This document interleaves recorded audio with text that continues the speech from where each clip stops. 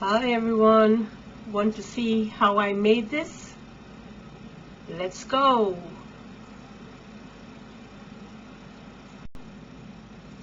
Okay, so I'm not going to talk really a lot. I got a new resin from, instead of using the ultra clear, I've actually used a generic sort of a brand from the same company. So I'm using it and I just want to see what type of bloom I'd get by using this. It's a 2-to-1 medium viscosity, quite nice, a lot of bubbles, but this is just a practice run. So I wanted to try a petal that I saw, I think it was Kim that was doing it. Anyway, I saw her doing it and I liked it, and I think I've seen Julie do her Christmas decorations with that same type of petal. So I'm giving this a go and I'm going to see how I go. I mean, I think I'll leave it for you to just see through. I'm not going to talk much. I'm just using one color, which is the red, and the white pigment of bloom. So I'll put some music on, you sit back, relax, and see the mess. Okay? But the end results, you got to stay till the end. It's awesome. Talk soon.